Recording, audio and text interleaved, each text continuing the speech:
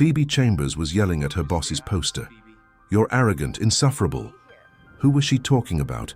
Harvey Hammond, the billionaire CEO, who was printed life-size in the office. She thought she was alone and furiously moved closer. "I hate you. I hate that you're so hot." She kissed the poster, on the mouth, until a voice behind her said, "I'm relieved my performance on paper wasn't that impressive." It was him, in person, right there. "How long?" she asked. "Since you're arrogant, about 3 minutes. And a piece of advice, if you're going to kiss me, I definitely prefer the live version." She fainted, and Harvey rushed to her. "This story is going to make you laugh so hard. Just relax and come with me." Hi, I'm Rowan, the author of all the videos you see on this channel. And right now on the screen, I'm showing you the comments from Martha and Celia. Thank you so much for the support, everyone. But first, tell me something. What do you like most about my stories? And what do you like least? Feel free to answer in the comments. Chapter 1. The Poster Incident and the Aftermath.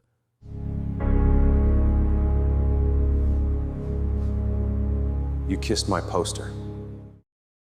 Phoebe Chambers was having the worst day of her professional life, and that, considering she'd been working at Hammond Global for 2 full years, was saying a lot. The presentation she'd spent 3 weeks developing, the one with meticulously organized data and projections that would make any marketing analyst cry with pride, had been completely ignored by Harvey Hammond during the morning meeting, and credit for her work had been given to Jason, a colleague who could barely tell the difference between an engagement metric and a pie chart. It was almost 9 at night when she passed by the conference room on the 12th floor, carrying her purse and what was left of her professional dignity, and that's when she saw it. The poster was there, imposing and infuriatingly perfect, taking up the entire back wall in life-size and displaying that arrogant smile she'd recognized from miles away. Harvey Hammond, the billionaire CEO, the man who had just destroyed her ego without even blinking. Printed in high resolution, as if he were some kind of corporate god. Something inside her just snapped, and before the rational part of her brain could scream that this was a terrible idea, she was already entering the room and closing the door behind her with more force than necessary. The click of the lock echoed in the silence of the empty floor, and she turned to face the poster, with all the accumulated rage of a horrible day, of 2 years being invisible, of countless times when her work was attributed to less competent men. "You?" She pointed at the poster as if it could actually hear her, and maybe that was exactly the catharsis she needed. "You're arrogant. A first-class jerk." The words came out in a furious torrent as she approached the printed image, her heels hitting hard on the marble floor. 3 weeks. 3 weeks I worked on that report, and you didn't even look in my direction during the presentation. She was too close now, practically face to face with the paper version of her boss, and the words kept pouring out unfiltered. "And you know what's worse? It's that you don't even need to be so... She gestured vaguely toward the printed face, searching for the right word and failing miserably. "Why do you have to be so hot and so annoying at the same time? That should be a crime. It should be illegal for someone to be so physically perfect and have such an absolutely unbearable personality." The outburst continued for 2 more full minutes, with Phoebe listing every small frustration from the past 2 years, from the time he passed her in the hallway without even a nod to that disastrous morning.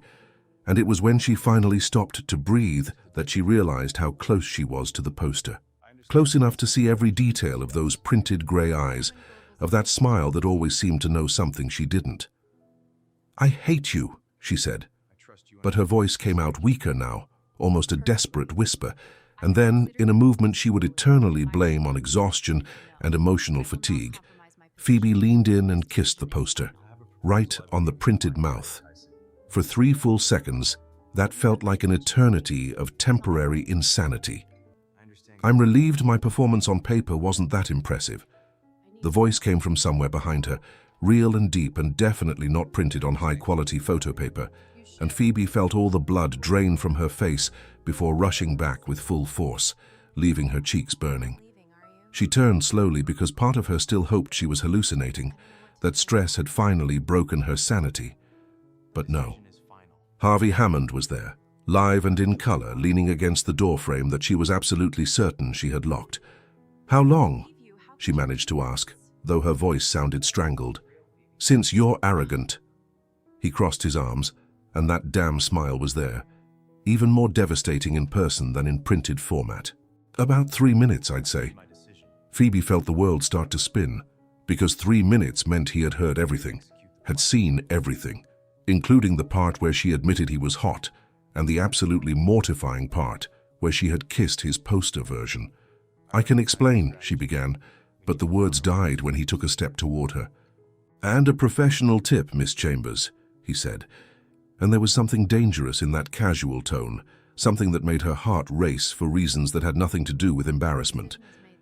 "If you're going to kiss me, I definitely prefer the live version over paper." It was the last thing Phoebe heard before everything went dark and her knees simply gave out.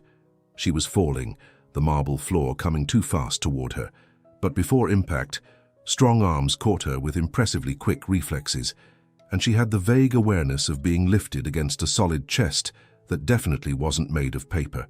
When Phoebe woke up, the first thing she saw was the white ceiling of a room that definitely wasn't the conference room, and then her brain slowly processed that she was lying on a soft leather couch and there was a glass of water on the side table. She blinked a few times, trying to piece together the memory, and then turned her head and saw Harvey Hammond sitting in a nearby armchair, watching her with an expression she couldn't decipher. "You fainted," he said simply, as if commenting on the weather. "I know," Phoebe replied, sitting up too quickly, and immediately regretting it when the dizziness came back with force. She held her head in her hands, closing her eyes until the world stopped spinning, and when she finally felt minimally stable, she looked at him again. How much did you see, exactly?" "Everything." The answer came without hesitation. "From the beginning of your performance." "Kill me now," Phoebe murmured, letting herself fall back on the couch and covering her face with her hands. "Please just fire me quickly so I can die of embarrassment in peace." "I can't do that," Harvey said, and there was a tone of amusement in his voice that made Phoebe peek through her fingers. "HR has too much paperwork involved in terminations." It was the first time she'd heard him make a joke, and Phoebe couldn't decide whether to laugh or cry. "I'm going to get fired anyway," she said, letting her hands fall and staring at the ceiling again. "I yelled at you for 3 full minutes and had an emotional breakdown with marketing materials," he completed, when she couldn't finish the sentence. "I see it as an occupational health issue, not grounds for termination." Phoebe finally looked at him for real, trying to understand if he was serious or just prolonging the torture. "Harvey, Mr. Hammond," he corrected, but the tone was teasing, almost playful. "At work, Miss Chambers." "Mr. Hammond," she repeated with sarcastic emphasis, sitting up again more carefully this time. "I'm sorry. It was the stress. It won't happen again. So I promise I can be professional and forget this happened and—" "That's a shame," he interrupted her, leaning slightly forward in the armchair. "It was the most memorable performance I've seen in years." Phoebe opened her mouth, closed it, opened it again. This is funny to you?" "A little," he admitted. And that smile was back, small but devastating. "You called me arrogant for 3 consecutive minutes, listed every flaw in my personality with impressive detail, and then kissed me. Technically it was the poster, but the message was mixed." "It was anger," Phoebe practically shouted, feeling her face heat up again. "Of course," he agreed with a slow nod. "Anger that culminates in a kiss. Very common in corporate environments." "You're insane," she accused, pointing a trembling finger at him. "And you're fascinating," Harvey said, and there was something about the way he said the word that made the air in the room feel denser. He stood from the armchair with a fluid movement, adjusting his shirt cuffs. "Go home, Miss Chambers. Rest. Tomorrow we'll talk about this properly." The email arrived at 8 o'clock sharp in the morning, direct and frighteningly concise. "Phoebe Chambers, my office, 9 a.m. H." Case Kelly Morrison appeared at Phoebe's cubicle exactly 2 minutes later, eyes wide and a steaming cup of coffee in each hand. "Why did the CEO summon you?" she asked without preamble, handing one of the coffees to her friend. Phoebe looked around to make sure no one was listening, pulled Kelly closer and told her everything. Every mortifying detail from the moment she entered that conference room to the point where she fainted in Harvey Hammond's arms. Kelly stayed silent for exactly 5 seconds before exploding in laughter so loud that 3 people turned to look. "You kissed his poster," she managed to say between laughs, holding her stomach. "And he saw?" "It's not funny," Phoebe hissed, pulling her friend down before she drew more attention. "It's hilarious," Kelly retorted, wiping tears of laughter from her eyes. "You spent 3 minutes yelling at a poster and then kissed it. And your billionaire and absurdly hot boss watched the whole thing. Phoebe, this is rom-com material." "I'm going to get fired," Phoebe groaned, letting her forehead hit the desk. "Or promoted if you think about it," Kelly suggested with a mischievous smile. "I know. And stop being a smartass, Kelly." At 9 o'clock sharp, Phoebe was standing in front of the office door at the top of the building, the one with a panoramic view of the city and furniture that probably cost more than her annual salary. She took 3 deep breaths, smoothed her skirt for the 4th time and knocked on the door. "Come in," Harvey's voice came from the other side, and Phoebe opened the door with hands that trembled only slightly. The office was even more intimidating than she remembered from the rare times she'd been there for team meetings, and Harvey was behind the enormous mahogany desk, looking perfectly in control and absolutely unruffled. "Sit," he said, gesturing to the chair in front of the desk. Phoebe sat, keeping her posture straight and her hands folded in her lap, as if she were about to receive a sentence. "About yesterday," she began, but he raised his hand, silencing her. "Did I finish?" he asked, arching an eyebrow. "Sorry," Phoebe murmured. "I thought a lot about the incident," Harvey said, leaning back in his chair and interlacing his fingers, "and I came to a decision." He paused for what felt like an eternity. "I'm going to promote you." "What?" Phoebe almost fell off the chair. "Personal executive assistant, mine.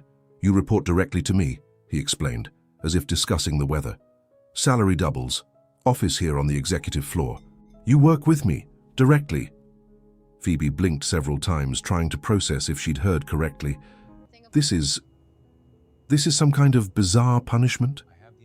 "It's an opportunity," Harvey corrected, "unless you'd prefer to stay in marketing being systematically ignored while less competent men take credit for your work."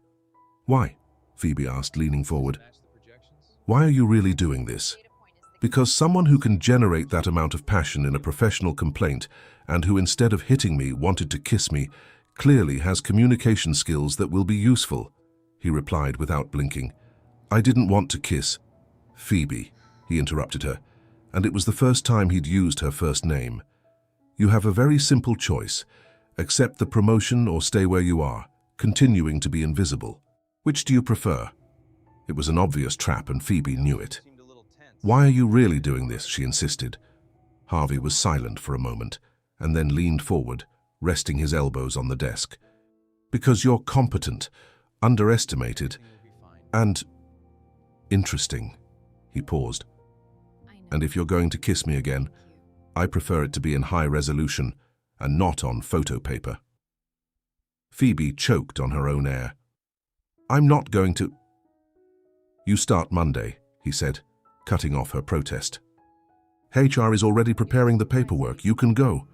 "This is manipulation," Phoebe accused, standing up. "It's a promotion," Harvey corrected calmly. "Do you accept or not, Miss Chambers?" Phoebe knew she should refuse, knew this was dangerous and complicated and probably the worst professional idea of her life. But the part of her that was tired of being invisible, that wanted the opportunity, that secretly, very secretly, wanted to be closer to him, won. "I accept." "Great," Harvey said with a small, satisfied smile. "See you Monday, Miss Chambers." Phoebe left the office in a state of total confusion, a mixture of anger, excitement, and fear that made her walk straight to Kelly's cubicle without even registering the path. "He promoted me," she announced when she arrived.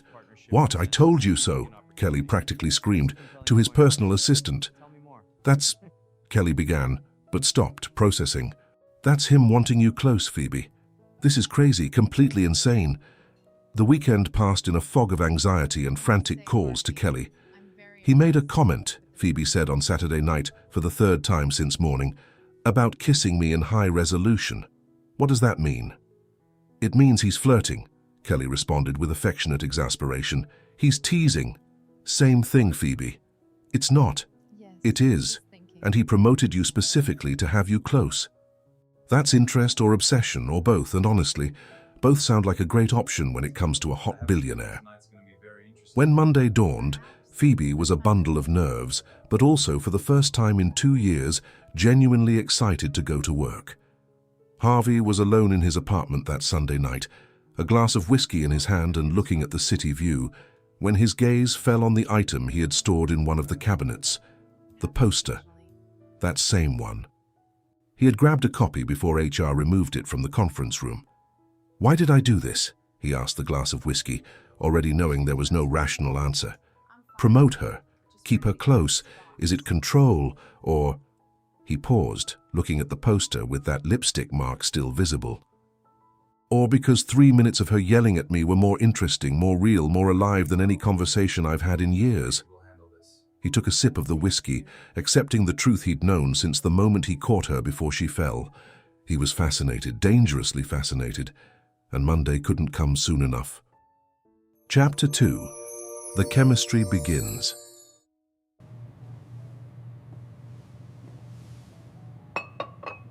I observe everything.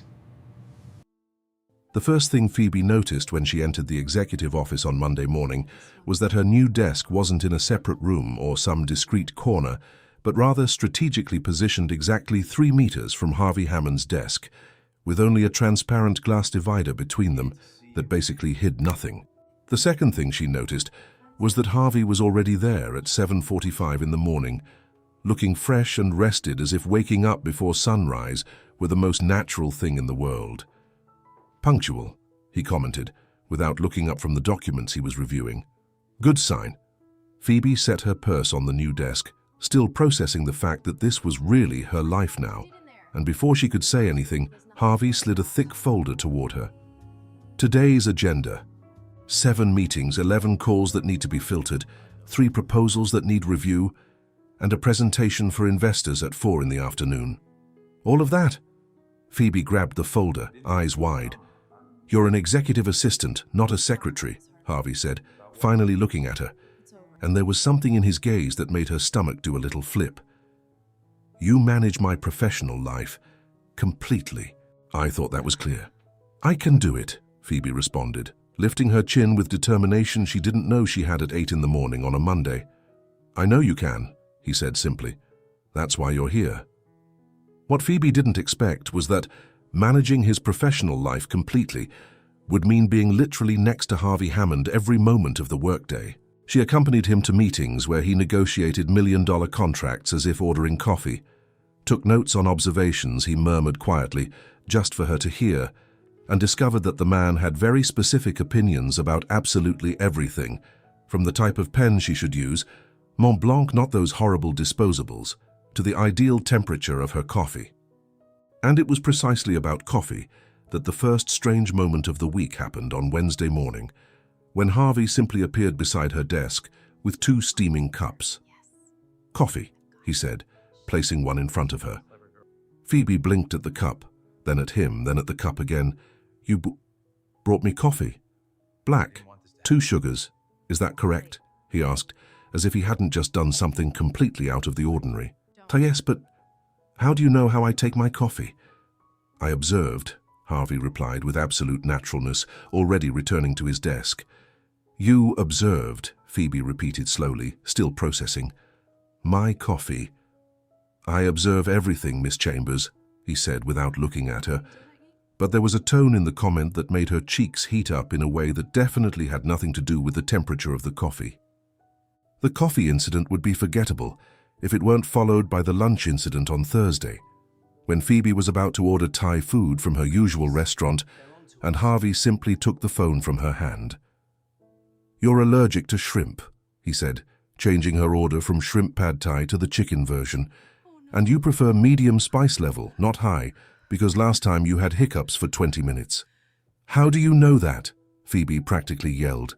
"Basic observation," Harvey replied, returning the phone as if he hadn't just admitted he was basically cataloging her habits. And for your information, you also scrunch your nose when you're concentrating, tap your left foot when you're impatient, and murmur, okay, okay, okay, 3 times in a row when you're nervous on calls. Phoebe's jaw dropped. You're studying me. I'm being an attentive boss, he corrected, but the small smile he couldn't hide told another story. The forced proximity intensified on Friday, when Harvey casually announced at 3 in the afternoon that they had a meeting in São Paulo on Monday morning. Flight leaves tomorrow night, weekend there, meeting Monday, back Tuesday, he explained, while Phoebe tried to process that she was going to travel internationally with her boss in less than 24 hours.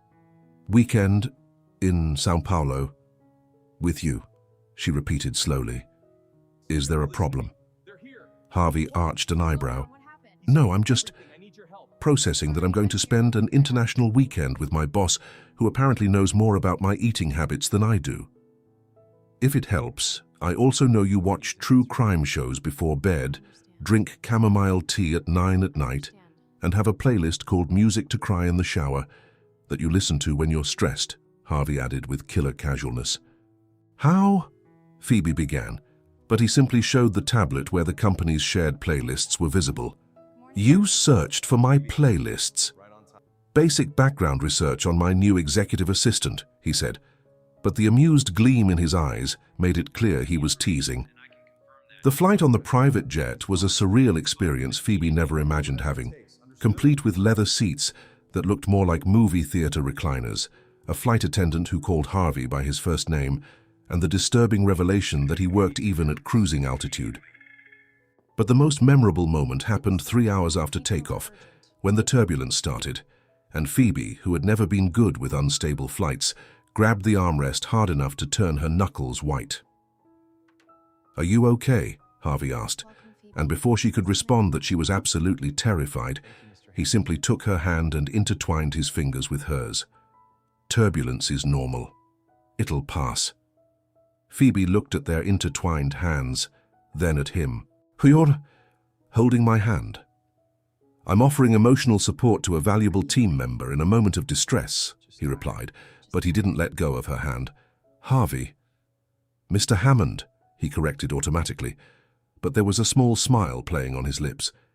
You're impossible, Phoebe murmured, but she didn't let go of his hand either, and they stayed like that until the turbulence passed, and maybe a little while after that. São Paulo was a mix of business meetings, dinners at restaurants where the bill probably cost more than her rent, and Harvey continuing to demonstrate that he knew disturbingly specific things about her. Like on Saturday night, when they were returning from a dinner with Brazilian partners, and he simply directed the driver to a specific ice cream shop. You like pistachio, he said, when she looked at him confused. I saw you eating it in the break room 3 months ago, twice. 3 months, Phoebe repeated, accepting the ice cream he bought without her asking. You remember me eating ice cream 3 months ago? I have a good memory, Harvey said, ordering dark chocolate for himself. That's not a good memory, that's government surveillance level, Phoebe argued, but she ate the ice cream anyway because, well, it was pistachio and it was delicious.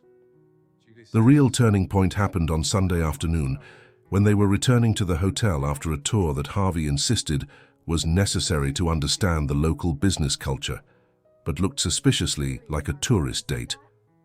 The hotel elevator stopped between the 10th and 11th floor with a worrying jolt, and the lights flickered before stabilizing in a somewhat dim emergency mode. Well, Harvey said after pressing the emergency button and hearing a voice over the intercom saying maintenance would take 5 to 10 minutes. This is unexpected. Phoebe was trying very, very hard not to panic about being trapped in an enclosed space, but her breathing was speeding up anyway, and she knew Harvey had noticed because, well, he noticed everything. You're nervous, he said, and it wasn't a question. I'm not, Phoebe lied, but her voice came out strange. Harvey took a step closer, and in the confined space of the elevator that meant he was very dangerously close. Your breathing speeds up when you lie, he observed with a lower voice, and you avoid eye contact. How do you know that? Phoebe asked, forcing herself to look at him, which was a mistake because now she could see the details of his eyes, could see the way he was looking at her, as if she were some kind of fascinating puzzle. Because I observe you, Phoebe," he said, using her first name for the second time since they'd met. "I observe everything about you. The way you bite your lower lip when you're concentrating, how you play with your earring when you're thinking, how your eyes change color depending on what you're wearing. That's... Phoebe searched for the right word and found nothing but disturbing. "It's interest," Harvey corrected, even closer now, close enough for her to feel his warmth. "It's fascination. It's me not being able to stop paying attention to you since I saw you yelling at my printed version." The air in the elevator seemed to have become denser, hotter, and Phoebe was very aware that they were inches apart, that if she leaned in just a little... The elevator jolted and started working again, breaking the moment so abruptly that they both stepped back. When the doors opened on Phoebe's floor, she practically ran out, murmured a strangled goodnight, and disappeared down the hallway, feeling his eyes on her back until she turned the corner. The second week began with Harvey being even more controlling, if that was possible, and Phoebe began to suspect that the elevator incident had broken some kind of internal barrier for him regarding subtlety. Like on Tuesday when he simply rescheduled a team meeting because it conflicted with your yoga class. "How do you know I do yoga?" Phoebe demanded. "Instagram," Harvey replied, without even looking up from his computer. "You post on Tuesdays and Thursdays." "You're following me on Instagram." "I'm keeping myself informed about my executive assistant's extracurricular activities," he corrected, but his smile was pure provocation. Harvey's jealousy began to manifest in increasingly obvious and honestly funny ways. Like at the team dinner on Wednesday when Marcus, an analyst from the IT department, made the mistake of pulling out the chair for Phoebe and commenting that she was particularly radiant today. Harvey, who was across the table, immediately said, "Phoebe, I need to talk to you about the report, now." "Now?" Phoebe blinked. "But dinner is now," Harvey repeated with a tone that didn't accept discussion, and then he was standing, waiting. In the hallway, away from the team's curious eyes, Phoebe crossed her arms. "What report?" "The report on appropriate professional boundaries," Harvey said, and she was sure he had just made that up on the spot. "You're jealous," Phoebe accused, and the way his ears turned slightly red confirmed everything. "I'm being professionally cautious about interactions that could affect team productivity," he replied, but he was avoiding looking directly at her. "Harvey Hammond," Phoebe said slowly, a smile beginning to form. "You're jealous of Marcus." "Don't be ridiculous," he muttered, but she was right and they both knew it. "He said I was radiant." "You are," Harvey said abruptly, finally looking at her. "You're radiant. Every day. But he doesn't need to point it out." And before Phoebe could process that confession, he was already heading back to the dining room, leaving her in the hallway with her heart beating erratically and an idiotic smile on her face. The last straw came on Friday when Phoebe purposely changed her lunch routine, going to a different cafe 3 blocks farther just to test a theory, and found Harvey already sitting there with his laptop and an expression of manufactured innocence. "What a coincidence," he said when she stopped in front of his table. "It's not a coincidence," Phoebe said, sitting down uninvited. "You're following me." "I'm appearing in public places where you also are," he corrected. "Subtle but important difference." "Why?" Harvey closed his laptop, giving her his full attention in a way that always made her stomach do a little flip. "Because I need to make sure you're safe." "Safe from what?" "I'm in a cafe in the middle of the day." "From everything," he said simply, and there was something in his tone, something protective and intense, that made all the jokes die in her throat. Later that night, working late in the office as was becoming habit, Phoebe was so focused on the numbers on the screen that she didn't notice Harvey approaching until he was literally beside her chair. "Go home," he said softly. "I need to finish." "Go," he interrupted, and it was the first time he'd used that commanding tone with her. "That's an order." Phoebe stood up to argue and tripped over her own foot because motor coordination apparently disappeared around 9 at night, and before she could fall, Harvey caught her, hands firm on her waist, stabilizing her against him.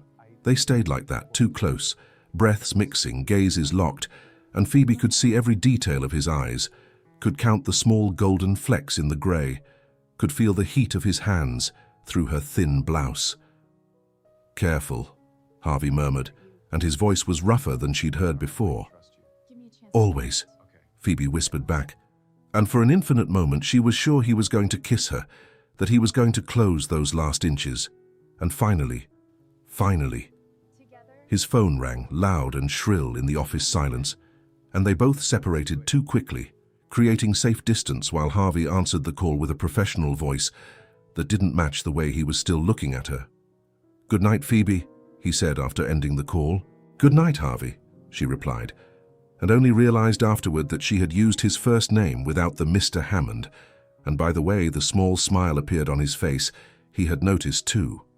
That night, Phoebe called Kelly and finally admitted, "He almost kissed me today." "Finally!" Kelly screamed from the other end of the line. "But this isn't good. He's my boss, Kelly. This is complicated and probably violates 17 HR policies." "And do you want him to kiss you?" Silence. Then, desperately, "Then the problem isn't whether it's complicated, Phoebe. The problem is when you're going to stop dancing around the obvious." And as Phoebe tried to sleep that night, processing 2 weeks of the most drastic change in her life, Harvey was in his apartment, looking at the city and admitting to himself something he'd been avoiding, thinking, "I'm obsessed with my assistant, who kissed me in printed form, and now I can't stop thinking about her. Her productivity isn't the problem, mine is." He took a sip of whiskey, accepting the inevitable. He was falling. And the most terrifying part was that he didn't want to stop. Chapter 3. The Scandal Breaks.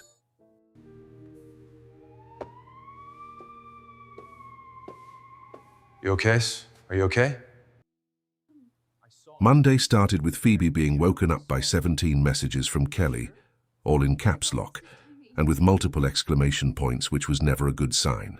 She grabbed her phone with still sleepy eyes and opened the first link her friend had sent, and that's how she saw the headline: CEO Harvey Hammond in secret romance with assistant. The photos were everywhere. Phoebe entering Harvey's residential building at 9 at night on a Thursday, holding a folder that clearly contained work documents, but which the photo conveniently cropped out. Them leaving a restaurant that had been a business dinner with 3 Japanese investors, who were also conveniently cropped from the image. A particularly compromising photo of them in the hotel elevator in São Paulo, taken through the glass, where the proximity seemed much more intimate than professional. No, Phoebe murmured, scrolling through at least 5 different corporate gossip sites, each with their own increasingly creative theories about how the unknown assistant manipulated her way to the top, and Hammond finally found someone worthy or was seduced by questionable methods. When she arrived at the office at 8:15, 15 minutes earlier than normal because she was desperate to talk to Harvey before the entire building woke up, it was too late. The lobby was full, and when Phoebe passed by, the silence was so absolute she could hear the sound of her own footsteps on the marble. Then came the whispers, like a wave following behind her. Kelly intercepted her before she reached the elevators, pulling her into a corner with wide eyes. "Did you see?" she hissed. "I saw. The photos are from work, Kelly. All work." "I know that, but the elevator photo doesn't look like work. It looks like the beginning of an airport bookstore romance," Kelly pointed out, and technically she wasn't wrong. "Harvey's going to fire me," Phoebe groaned, resting her forehead against the cold wall. "Or worse, he'll think I leaked the photos." But when Phoebe finally reached the executive office, Harvey didn't look like he was about to fire her. He looked like he was about to commit homicide, which was simultaneously better and worse. He was on the phone speaking in an icy tone she'd never heard before, and when he saw Phoebe, he just gestured for her to sit and continued. "I don't care if it takes 3 days or 3 weeks. I want to know who took those photos, and I want to know now." When he finally hung up, the silence in the office was thick enough to cut with a knife. "Are you okay?" were his first words, which Phoebe definitely wasn't expecting. "Me? You're worried if I'm okay? Harvey, your reputation can be managed," he interrupted with a wave of his hand. "Are you okay? Did anyone approach you? Say anything inappropriate?" "Just the stares from everyone in the company," Phoebe murmured. and I think I heard someone whisper gold digger in the elevator, but it could have been my paranoia. Harvey's jaw locked in a way that looked painful. Names, I want names. Harvey, no, that'll make things worse. But before he could respond, his phone rang again, and after a brief, tense conversation with someone from IT, his face became even darker. Your phone was cloned, he said when he hung up. Remotely. Someone had access to your location, your messages, probably your camera, for weeks. Phoebe felt her blood run cold. What? How? They're still investigating the how, but the why is becoming clear.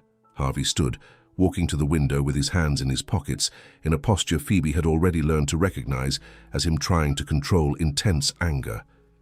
Someone tracked you, planned this. The photos weren't a coincidence, they were orchestrated. But who would do this? And why? Harvey didn't answer immediately, and when he turned to look at her, there was something in his face that made her stomach sink. I need to move you away, temporarily. What? Phoebe stood up so fast the chair spun. You're punishing me for... I'm protecting you, Harvey shouted. And it was the first time he'd raised his voice at her, the first time his control had broken completely. From me, from the scandal, from whoever is doing this. Do you believe it? Phoebe asked, and her voice came out smaller than she intended. That I manipulated you? That I planned this? No! He crossed the office in 3 long strides, stopping too close to her. But I need to think, and I can't think with you here, with everyone watching, with your safety possibly compromised, with... He stopped abruptly, running his hand through his hair in a gesture of frustration she'd never seen. Tears burned in Phoebe's eyes, but she blinked hard to push them away. I understand, she said, grabbing her purse. I'll clear my desk. Phoebe, he began, but she was already leaving, not looking back, because if she did, he would see the tears that finally began to fall. What Phoebe didn't know was that, while she was clearing her desk, trying to ignore the curious stares of literally everyone on the executive floor, a conspiracy theory was forming on the lower floors that would be simultaneously the most ridiculous and most accurate thing Hammond Global had ever produced. It all started innocently, when Marcus from IT commented to Sarah from Finance. I heard they met when she saved him from a food allergy attack at a corporate event. Sarah told James from Marketing, but the story underwent a mutation.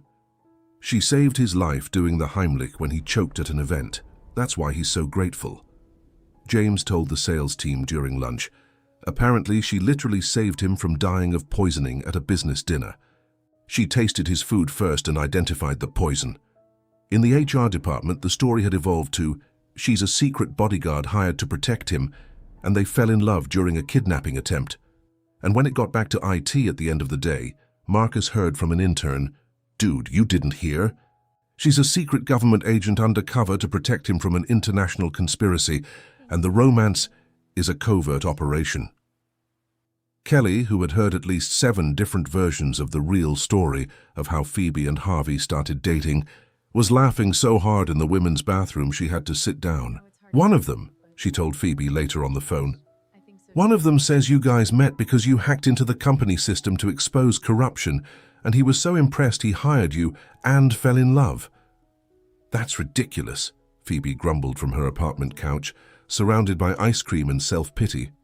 My favorite is the theory that you've been secretly married for 5 years, and all this is an elaborate public relations operation. Phoebe would have laughed if she weren't so miserable. He pushed me away, Kelly. He can't even look at me without getting angry. Angry at whoever did this to you, Kelly corrected gently. Phoebe, I've seen how he looks at you. The man is obsessed. This is protection, not rejection. But Phoebe didn't have much time to process because her phone, the new one which Harvey had insisted she get immediately, vibrated with a message from an unknown number. You were chosen even before you kissed the poster. Always a pawn. He'll find out and he'll destroy you. The phone almost fell from her hand. Chosen before the poster. That didn't make sense unless someone had planned everything months in advance, and Phoebe suddenly felt like she was going to throw up the ice cream. She called Harvey immediately, but it went to voicemail because he was in an emergency meeting with private investigators who had just delivered a report that made everything make horrible and disturbing sense. Dominic Stone, the investigator said. sliding a thick folder across Harvey's desk. CEO of Stone Enterprises, your longtime rival. I know Dominic, Harvey said coldly. What does he have to do with this? Everything. He hired the hacker who cloned Miss Chambers' phone. We have bank records tracing payments. But here's the interesting part. The investigator opened the folder, showing a timeline. He started tracking her 4 months ago, before her promotion, before the poster incident. Harvey grabbed the papers, reading quickly, and felt cold anger settling in his chest. He chose her, specifically why? She works at your company, has potential access, and according to our research, she had a visible crush on you, easily manipulated via emotion. He knew, Harvey said slowly, processing, about her feelings, before I did. Yes, sir, and he was waiting for you to eventually notice. And when you did, she'd be the perfect weapon, because you would care.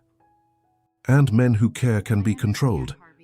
Harvey was on his feet and grabbing his car keys before he even fully thought it through, because Phoebe was alone, possibly in danger, and had received that message she'd forwarded to his new phone, and he'd been an idiot to push her away. The rain started when he was halfway to her apartment, one of those torrential rains that turned the city into a grey blur, but Harvey didn't slow down. He called 3 times, each one going to voicemail because Phoebe had turned off her phone after not being able to take any more messages from unknown numbers.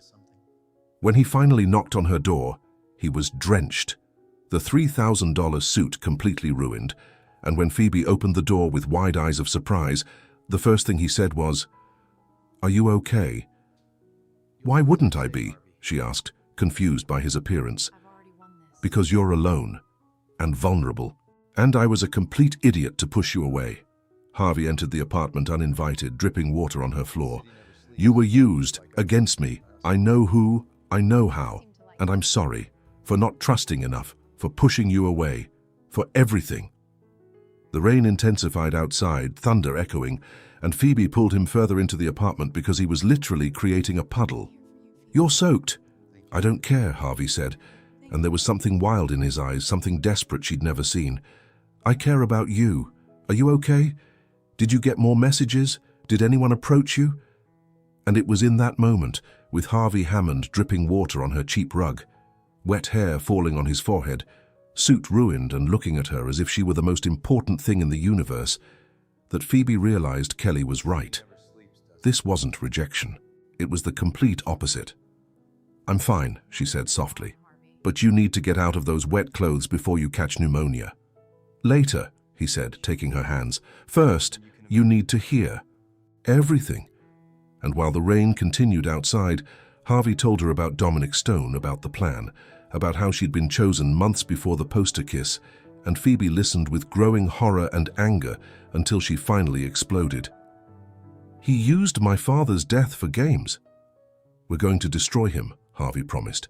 "But first, you stay with me, where I can keep you safe." And even knowing it was complicated, that it was messy, Phoebe nodded, because for the first time she wasn't alone in this. Chapter 4. The Truth and the Rain. Stay with me. Phoebe pulled Harvey inside the apartment before he created a river in the hallway, and the first thing she did was throw a towel at his face. "Dry off," she ordered, trying to sound firm despite her racing heart, because there was a billionaire CEO soaking wet in her living room who looked like he'd run through a storm just to check if she was okay. "Later," Harvey said, removing the towel from his face but not using it to dry himself. "Listen first." And then he told her everything, from Dominic Stone to the hacker, the tracking that started 4 months ago, and how she'd been chosen specifically even before the poster incident. Phoebe listened in growing silence, processing every word, until Harvey said the part that made everything worse. He knew about the crush before I did. "How could he know?" Phoebe asked, feeling her cheeks heat up even in the middle of all that seriousness. "Basic observation," Harvey replied, and there was something almost gentle in his tone. "You didn't hide it as well as you thought." "I didn't have a crush," Phoebe lied automatically, crossing her arms. Phoebe, Harvey said with exaggerated patience, you kissed my poster. It was anger. It was repression, he corrected with irritating certainty, and the raw truth of that made Phoebe look away because, well, he wasn't completely wrong. The silence that followed was broken when Phoebe remembered the message. I need to show you something, she said, grabbing her phone and handing it to him. Harvey read the anonymous message, and she saw his jaw lock, his eyes turn dangerously cold. He threatened you, Harvey said, and it wasn't a question. Warned, Phoebe corrected, that I was his pawn. You are not a pawn, Harvey said vehemently, returning the phone. You were a victim. There's a huge difference. Phoebe took a deep breath because the hard part was coming, the part she'd avoided thinking about since the message mentioned being chosen before. What if he's right? That you'll destroy me when you find out more? Find out what? Harvey's voice turned dangerous. My father, Phoebe began, and the words came out in a rush before she lost her courage. James Chambers. He had a family construction company, went bankrupt 5 years ago, was acquired hostilely, and my family lost everything. She paused, meeting his eyes. The acquisition was done by Hammond Global. Harvey became completely still, and Phoebe could see the exact moment he processed it when he searched his memory. When exactly? He asked in a controlled voice. 2019, Chambers Construction. I remember, Harvey said slowly, and there was something careful in the way he chose his words. But it wasn't. I didn't handle it personally. The acquisitions team managed it. I just approved the final purchase. But it was under your name, Phoebe said, and she couldn't help her voice from shaking. Your company. I saved that company, Harvey said, taking a step toward her, from total bankruptcy. The creditors were going to liquidate everything. I bought the assets, kept 60% of the employees, including... He stopped abruptly. Was your father among them? No, he'd already left before, humiliated. Never recovered from the failure, Phoebe felt tears burning. He died a year later, heart attack. She wiped her eyes angrily. And I work for the man who destroyed him. I did not destroy him, Harvey practically shouted. I saved what I could save from an impossible situation. But my family doesn't know that. To them, Hammond Global was the villain who took everything. And you? Harvey asked, voice tense. What do you think? Phoebe was silent for a long moment because that was the question, wasn't it? I don't know, she finally admitted. Part of me understands. Business is business. But another part feels like betrayal that you didn't investigate my background, that you didn't know. I didn't hide anything. I didn't know about the connection to you. You should have investigated before promoting me, before... Phoebe gestured vaguely, searching for the words. Before what? Harvey demanded, closer now. Say it. Before making me feel things, it exploded from her, the confession coming out before she could stop it. Harvey became very quiet, and when he spoke, his voice was lower, more dangerous. What things? Impossible things. Phoebe was very aware of how close he was, of how the rain was still beating on the windows, creating a soundtrack too dramatic for the moment. Because you're my boss, and a billionaire, and indirectly responsible for my family's pain, and I still what, Phoebe? Harvey was so close she could see the raindrops still in his hair, could feel his warmth despite the wet clothes. Still want you. The words came out in a frustrated shout. I hate that I want you, but I do, and it's wrong and complicated, and... Harvey kissed her, and it wasn't like she'd imagined in weak moments late at night. It wasn't gentle or exploratory. It was desperate, hands on her face pulling her closer. And Phoebe couldn't do anything but respond with the same intensity, hands in his wet hair, months of tension finally finding an outlet. When they separated, they were both breathless, foreheads together, breaths mingling. This is crazy, Phoebe whispered. Completely, Harvey agreed. It doesn't solve anything. Nothing, he confirmed, but he didn't pull away. But I can't stop, he completed her sentence. Me neither, Phoebe admitted. And then they were kissing again, longer this time, until Harvey forced himself to pull back. Dominic, he said, and Phoebe needed a second to remember who Dominic was, because her brain had turned to mush. He's the one truly responsible for your family's complete ruin. What? Phoebe blinked, trying to focus. Harvey quickly explained what the investigation had discovered about Dominic manipulating the creditors, forcing the bankruptcy situation specifically so Harvey would buy the company, knowing that years later he could use it as a weapon. He planned this years ago, Phoebe asked, incredulous. Dominic is patient, obsessive, Harvey said grimly. And you were the perfect weapon, unwitting but effective. The anger Phoebe felt was so intense she saw black spots. He used my father's death for games? Yes. I'm going to kill him, Phoebe said with such conviction that Harvey almost smiled. No, you're going to stay safe. With me, he corrected, using that tone that didn't accept arguments. Harvey, it's not negotiable, he interrupted. You're moving to my penthouse. Today, until we resolve this. I can't just... You can and you will, Harvey said firmly. He tracked you, threatened you, used you. You're not staying alone. Is this protection or kidnapping? Phoebe asked, but she was already mentally packing. Choose whichever interpretation you prefer, Harvey replied, but you're coming. Harvey's penthouse was absurdly luxurious, with a 360-degree view of the city and furniture that probably cost more than her car, if she had one. Phoebe stood in the middle of the living room, feeling completely out of place. Guest room there, Harvey pointed, having finally changed clothes. Bathroom is yours, kitchen too, everything is yours while you're here. Harvey, this is too much. It's necessary, he interrupted. And selfishly, I want you close, where I know you're safe. That night, Phoebe was lying in the guest room that was bigger than her entire apartment, staring at the ceiling and unable to sleep. She finally gave up, got up and walked to the living room, where she found Harvey also awake with a glass of whiskey and looking at the city view. Can't sleep? He asked without turning. Neither can you, apparently, Phoebe replied, sitting on the couch next to him. About today, the kiss? Harvey began. Was it a mistake? Phoebe asked, holding her breath. It should be, Harvey said slowly, but it didn't feel like a mistake. No, Phoebe agreed. It felt inevitable. What do we do now? She asked after a moment. Honestly, I don't know, Harvey admitted, and the vulnerability in that was surprising. You work for me. There's a scandal, a rival attacking us, complicated family history, and yet... He stopped. And yet? I want you. Desperately. Selfishly, Harvey confessed, finally looking at her. I'm controlling, possessive, impossible, he continued. But with you, it's worse. Because you matter. First time in years that anyone matters more than business. Me too, Phoebe said softly. I want you.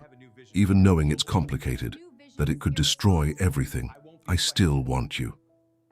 When they kissed this time, it was different. Not desperate, but a promise. When they separated, Harvey said, Stay, here with me, until we resolve Dominic. After, we'll see what we do. Okay, Phoebe agreed. And Phoebe? Harvey said with a small smile. Yes, definitely better than the printed version. Phoebe laughed for the first time in days, the sound clear and genuine. Much better. Chapter 5.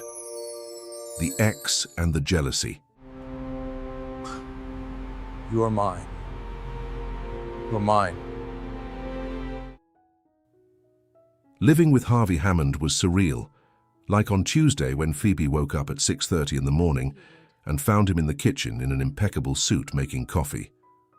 Don't you have a chef? She asked, sleepy. I do, Harvey replied, handing her the perfect cup. But he doesn't know how to make your coffee correctly. It was hard to argue when the coffee was perfect.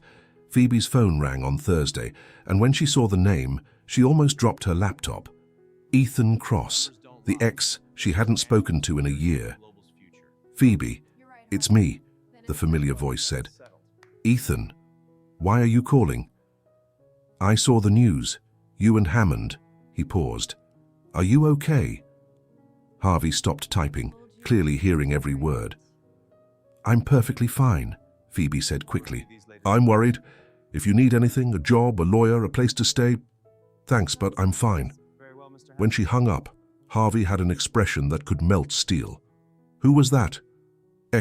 Ethan. "He wants you back," Harvey declared as scientific fact. "He doesn't." "Men don't call ex-girlfriends to offer help without motivation," Harvey said. "Are you jealous?" "I'm being observant. The timing is suspicious."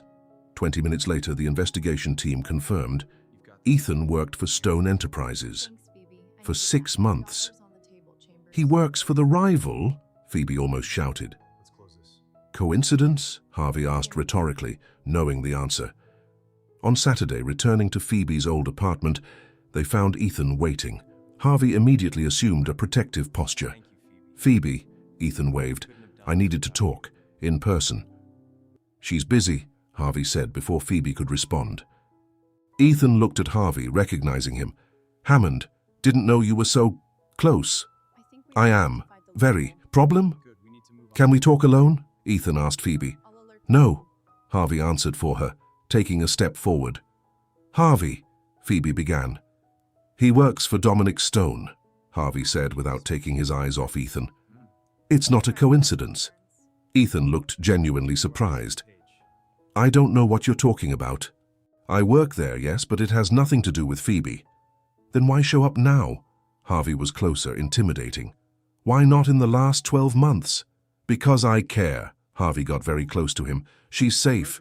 With me. Disappear. Don't come back. Don't call. You don't exist for her anymore. You don't control her." "No, but I protect her. And you're a threat." "Enough." Phoebe intervened between the two. To Ethan, "Thanks for the concern, but I'm safe with him." "So do us go." Ethan left reluctantly and Phoebe turned to Harvey. "You were rude." "I was protective." "You were possessive." "So what? Problem?" Harvey crossed his arms. "Yes, I'm not your property." "You're not," Harvey agreed, but took a step closer. "But you're mine, and I won't deny it." It was the first time he'd said it openly. "Yours? Mine. Whether you accept it or not, you decide. But the feeling doesn't change." "You're impossible. I'm honest." Before she could argue, he kissed her against the building wall where everyone could see, marking territory. "Understand?" he asked when they separated. "That you're a caveman? That you're mine and I don't share." "Say you don't feel it," Harvey challenged. "Say you don't want it, and I'll stop." Phoebe couldn't, because she felt it, wanted it. "I feel it, and I want it. But you need to stop deciding for me." "I can accept that," Harvey said with a smile, "as long as you're mine." "Impossible," she murmured. "But yes." At the penthouse, the tension was palpable. Silent dinner, long looks, almost accidental proximity. "You really were jealous of Ethan," Phoebe said, "obviously. Why, I ended it a year ago." "Because he knew you before," Harvey said, vulnerable. "Had you. Time with you. And I want everything. Past, present, future." "I hate that he had moments I'll never have." Phoebe went to him. "You have now, and if you want the future, I want it. Everything. With you." When they kissed, it was different. A promise, a choice. Harvey lifted her, she wrapped her legs around him, and he walked to his bedroom. The door closed. Phoebe woke up tangled in expensive sheets, sun streaming in, Harvey sleeping. She traced his face. His eyes opened with a devastating smile. "Hi." "Hi." "Regrets?" "None." "You? Best decision." The phone rang. Harvey answered, his expression changing. "When? If you're sure. Reinforce now." "What is it?" Phoebe asked. "Dominic is making a move. He knows we found out." "Is he going to use me again?" "I won't allow it," Harvey said firmly, kissing her. "Stay here. Double security. Don't leave without me." "I'm scared." "I know." He hugged her tight. "But I'm here, and I'll never leave you." But they both knew Dominic was planning something big and dangerous. Chapter 6. The Kidnapping and the Choice. I checked. I choose you. The last box of belongings was at the old apartment, and Phoebe really didn't want to go back there after the awkward encounter with Ethan, but she had important things she needed to get. Harvey, predictably, insisted on going with her. "You don't need to," Phoebe began. "It's not a request," Harvey interrupted, already grabbing the car keys, and there was something in his posture, a tension she was learning to recognize, that said arguing would be useless. Security was there, discreet as Harvey had promised, 2 men in a dark car keeping a respectful but vigilant distance. They went in and out quickly, Phoebe grabbing the last box with books and some family photos she didn't want to leave behind. "Ready?" Harvey asked, balancing 2 boxes while she held one. "Ready," Phoebe confirmed, and they were going down the stairs when the van appeared. It blocked the exit so abruptly that Phoebe dropped her box, books scattering across the floor, and then there were men, 3 of them. Black masks covering their faces, getting out of the van with movements too coordinated to be random. "Run!" Harvey shouted, dropping the boxes and pulling Phoebe by the arm, trying to get back to the building. But they were already surrounded, cutting off any escape route. Harvey put himself in front of her immediately, protective posture, and when the first man advanced, he fought. And Phoebe saw with surprise that her billionaire CEO apparently knew how to defend himself. He landed a punch on the first attacker, turned to the second, but there were too many, and he was only one. Phoebe felt hands grabbing her from behind, pulling her toward the van, and she screamed, fought, kicked. But whoever was holding her was much stronger. "Phoebe!" Harvey's scream was desperate, and she saw him try to reach her, saw the exact moment when the third man struck him from behind, saw Harvey fall to his knees. "Harvey!" she screamed back. But she was already being thrown inside the van, the door slamming, and the last thing she saw was Harvey trying to get up, blood running from a cut on his forehead, and then the van accelerated and he disappeared.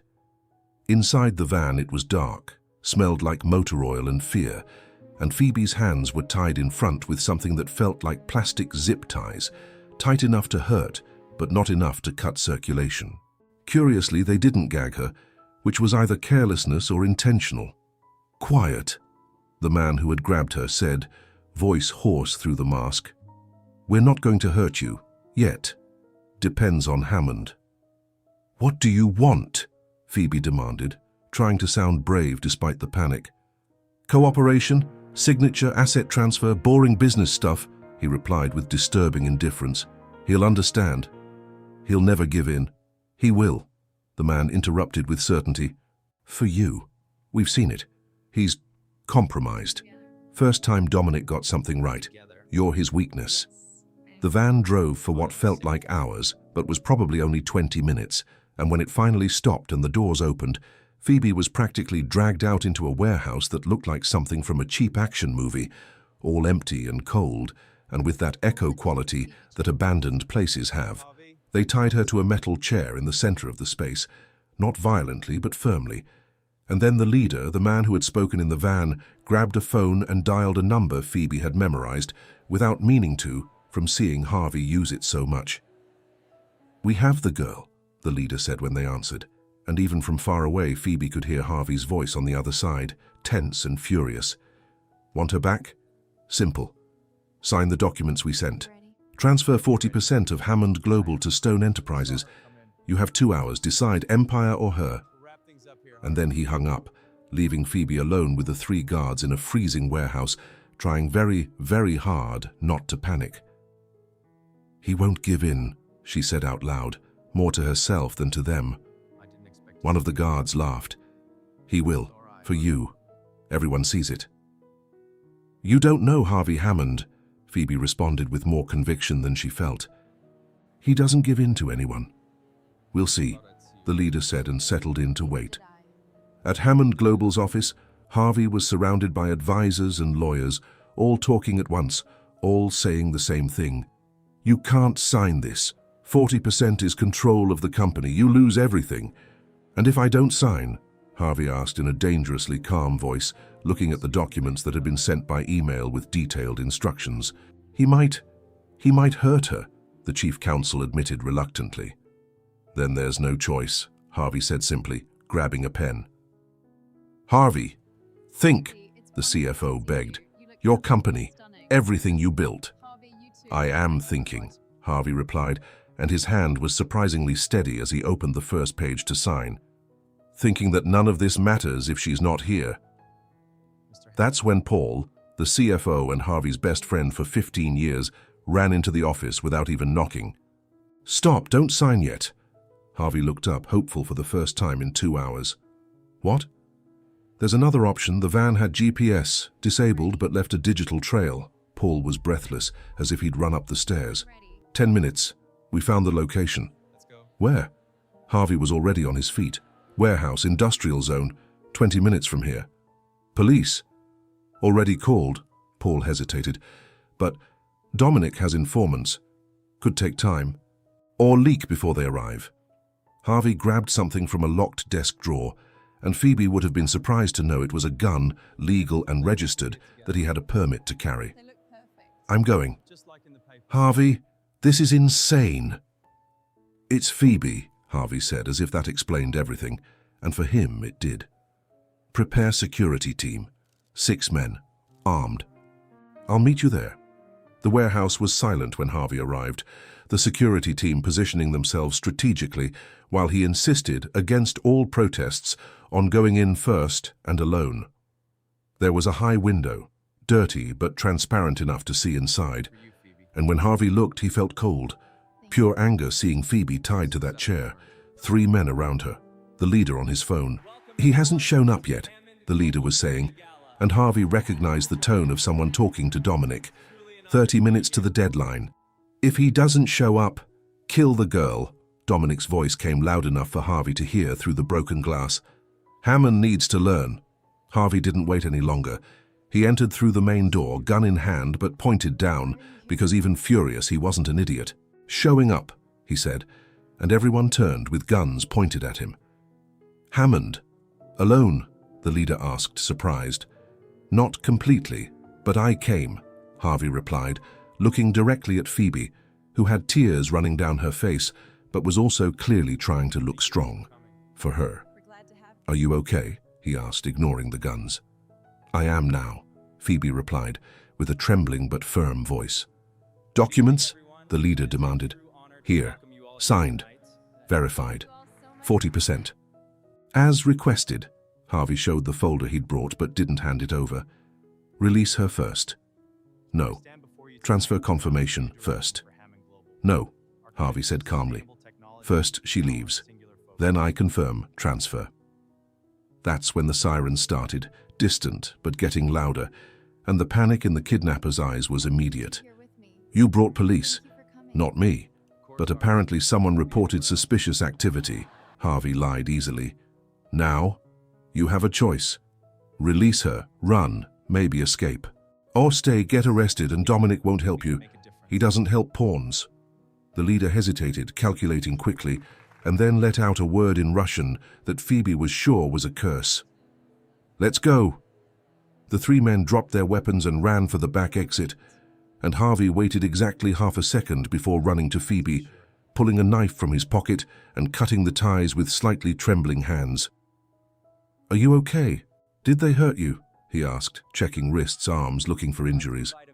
No, just scared, Phoebe said, and then she was in his arms, hugging him tight while he did the same, face buried in her hair. I'm sorry. For everything. For putting you in danger. For... Stop, Phoebe interrupted. So you saved me. I almost lost you. The police entered then, arresting the kidnappers who hadn't managed to escape fast enough, and Harvey gave his statement without letting go of Phoebe's hand even once. At the hospital, where doctors insisted on doing a complete check even with Phoebe saying she was fine, Harvey refused to leave the room. Mr. Hammond, you can wait outside, the doctor began. I'm staying, Harvey said in a tone that didn't accept discussion. When they finally confirmed that Phoebe was physically unharmed, just in shock, she looked at Harvey and said, You were going to sign the documents. 40% of the company. I was, he confirmed without hesitation. For me. For you. Harvey, that's your life. Your empire. And you're my life, Harvey said, taking her hand. The Empire doesn't matter if you're not in it. I love you, for weeks, months maybe. I don't know when it started, but it's there. And I almost lost you. And I realized I'd rather lose everything, the company, money, status, than lose you. Tears rolled down Phoebe's face. Me too. I love you, even though you're impossible and controlling. I am impossible and controlling and obsessed with you. I know, Phoebe smiled through the tears. And I love you anyway. They kissed there in the hospital, not caring about doctors or nurses because they had almost lost this, and now they knew exactly how much it mattered. Dominic Stone was destroying his office when he got the news. Plan failed. Hammond didn't give up the company because the documents were fake, perfect copies but with no legal value. Phoebe was saved. Kidnappers arrested and already singing, giving information that would lead directly to him. Hammond won. Her again, Dominic said with anger that made objects fly, but he was finished, finally, completely.